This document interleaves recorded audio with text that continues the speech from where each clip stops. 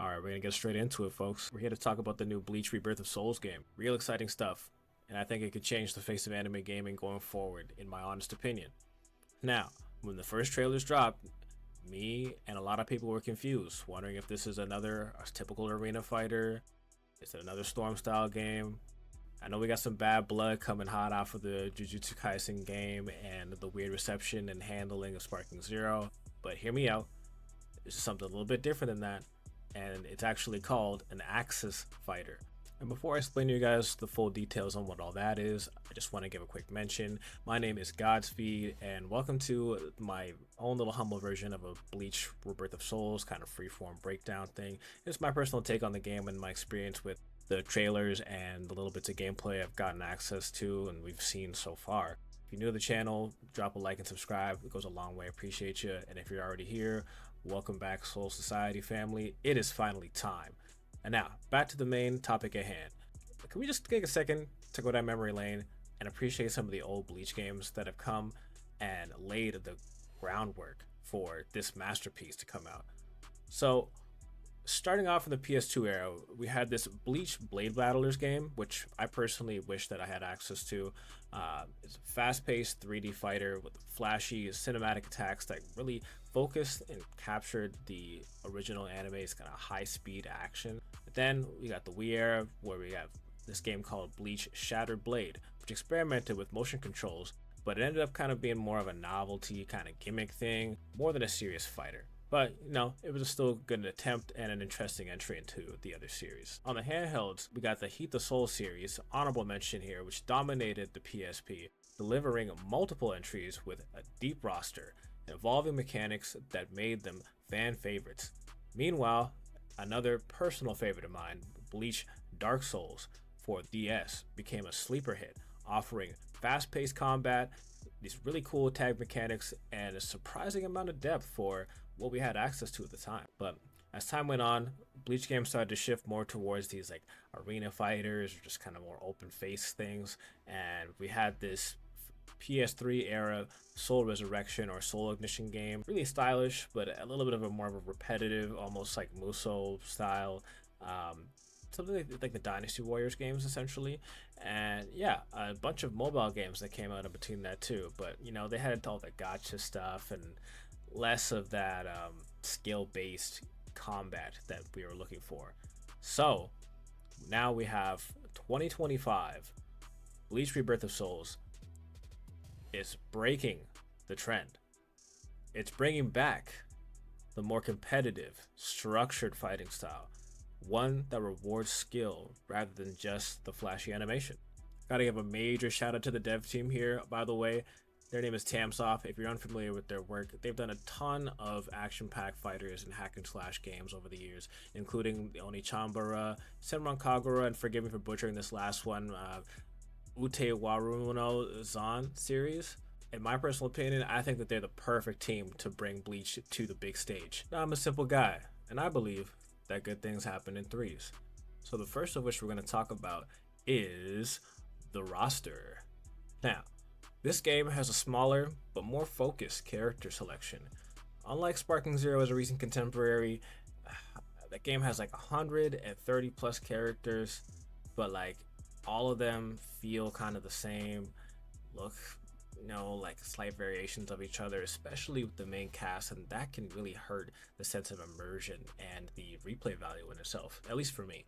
Now, with this game though, I looked at it and it looks like they've they've officially released 33 characters for the final roster of the base game, which is in itself great news, I feel like, because that's going to allow for more focus on those 33 or so characters. And who doesn't like more focus? That means there's going to be more swag and more depth, which means more fun. One thing about this that actually kind of made me shook though is the fact that we have Kai and Shiba in a game and not goddamn Baragon. That's insane. But, you know, let me not get too excited. Calm down and move on to the next thing. Next thing we want to talk about is the combat system. And this is where the game really shines, in my opinion. I know, unlike the freeform movement with typical arena fighters, an Axis fighter focuses on deliberate movement, spacing, and playing that classic game of footsies. Brings back that grounded, technical gameplay that anime fighters haven't seen really since, like, in my personal opinion, like old games like the Budokai series. Expect combos, counters, mix-ups, and actual strategy rather than just sidestepping and spamming homing dashes. Now, so far from all the gameplay clips we've gotten, there's already been a ton of the stuff we've been looking for, which were those heavy, satisfying hits, the unique character-specific mechanics I was talking about, and my personal favorite, rhythm in the attacks and the counters, something that Bleach fights are known for. And you know, another thing that Bleach is known for is the fashion, the drip, my guy. We are talking about Taite Kubo's finest work. Shout out to King of Lightning, by the way. So the last section we're going to talk about here is what I like to call the style and presentation. Now, this game in particular oozes authenticity. It oozes character. It oozes style. The art direction is incredibly faithful to Kubo's work, with a crispy character model setup and high energy special effects that feel straight out of the anime. Even in little details that stand out that not too many people that I have seen personally have mentioned, like Yoruichi's hair changing to all the different kind of tinges and the palettes that it switches to throughout like the anime and the serialization in itself, depending on the stages that you go to. I did catch that in the trailer. The flash depths look super clean. The UI feels modern, but still really true to that OG Bleach manga aesthetic, and I love that. I love that so much. Every trailer and every gameplay snippet has shown a high level of polish, in my opinion, and that is rare for anime games at launch, especially. So that's Bleach Rebirth of Souls, folks. A game that dares to go off the beaten path, and it can set a new standard for anime fighters to come. Now, with just 9 days left before it drops, I gotta keep it real. There's some bigger channels with more resources and early access and all that good stuff that are gonna be all over the major updates and news. So while I'm gonna try to keep up with the wave and make sure you guys are on top of all of the new character releases and cool things that they come out with, I'm gonna be more focused on my strong suit, which is satire based stuff and provoking fun, interesting conversations around the game and other anime related stuff in general. So that being said, if you're into that kind of vibe and you want to join an active community where we share game knowledge, cool moments, and just in general talk about things and have a good time, then be sure to hit that subscribe button and hit that notification bell so you don't miss any of my future updates, man. We're going to be talking about my favorite thing, which is Bleach, baby. I want to hear your thoughts in the comment section below too, so make sure you go down there and do that.